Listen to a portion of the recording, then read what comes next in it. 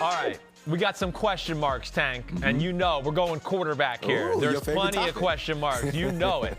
And the list here is QBs to build your team around. And we're going to get the guys that are pretty much on the suspect list of we're not sure to build on them or make them a backup. I like All right, it. here's my list. Number 3 is Jared Goff. I'm giving him just a slight edge over Jameis Winston. All right, because I mean, Jameis Winston can do unbelievable things. I don't think Jared Goff can do unbelievable things, but I trust him a little bit more not to do stupid things. Listen, he's got a good way about him. I don't think he exudes leadership and all that. I don't think he exudes high-end talent, but he is smart. He's pretty athletic. He's a pretty good thrower of the football. There are some things to build around there, all right? My number 2, I'm going with Ryan Tannehill. Pause. All right? I am. Ryan Tannehill's got plenty to build around. I mean, of the guys we're talking about on this list, I'm putting Ryan Tannehill in front of Jared Goff. Jared Goff is a young Ryan Tannehill. No, he's not. He is not as talented as Ryan Tannehill.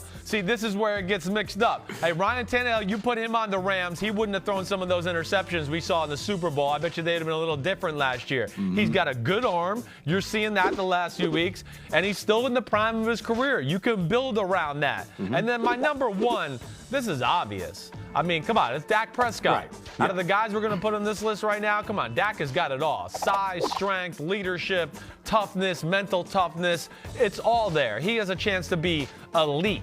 That's my list, and let me hear it out. Let me hear what you got just for to me. kind of confirm the Dak one is that if you throw out all those names, like Dak is going to be the guy that you want to build your team with, like no question. Number 2, I'm going with Jameis Winston, dog. Jameis Winston. Jameis leads the league in pass yards. He's second in touchdowns. I know what you're going to say. He's first in interceptions. Yeah, Who's another guy exactly. that led the league in interceptions, yet he won a Super Bowl? Brett Favre. That's Sure. what Jameis Winston is, Brett Favre. Now, I would rather have a quarterback who has no issues getting the ball into the end zone, but has a little trouble with the turnovers versus somebody who struggles to get the ball in the end zone, and that's what Tannehill does at times. That's what Goff does at times. But Jameis Winston is a guy that has a lot of arm talent. We know Yes, he has he does. confidence because he is not scared to sling that thing any down, any given Sunday. He's going to throw it. And what we've seen the past couple of weeks, the kind of stats that he's put up, throwing for over 400 yards, multiple touchdowns, like, I can get that. I can get that on my team. And I'm sure Bruce Arians or another coach can clean up the turnovers, but he has one of those things that you can't coach, and that's just confidence, and that's arm talent, and he got a little swag too, and it's starting to come out more and more as the season progresses. I got to see a little less bonehead mistakes. That's my only issue. The great is really great. Yeah. Like, it's as good as anybody in football. It's superstar great. It's just the problem is the bad sometimes is like, wait, what? You threw that ball where? To who? And that's the only problem, and that's why I made him like my 3A or 3B. Right. I just need to see he's not in the trust tree with me all the way yet. Not there He's yet. not in the circle of trust. No. Now, No. see, my thing with Jared Goff is this: like Jameis Winston, he could put a team on his back. He doesn't have a run game. Yes. He'll put a team on his back and he'll sling it to win a game.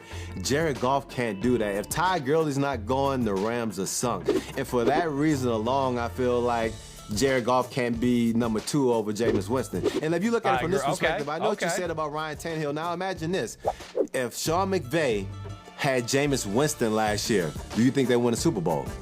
Well, I think they're more dangerous. I don't Right. know, because I'm afraid that Jameis might have thrown 4 interceptions in the NFC Championship game and they didn't get to the Super Bowl. That's my issue right there. Now, if he's like good Jameis, I would go, yeah, they beat the Patriots by 10. They win. But I don't know. I just don't know. And that's why, as far as building your team around it right now, I just think there's a few questions there. But all your points about him are very valid because the strengths, I'm with you, man. I'm a fan of his play, especially his good play. Hi, I'm Mike Tirico, and thanks for watching. Make sure to hit subscribe for the latest news and highlights from NBC Sports.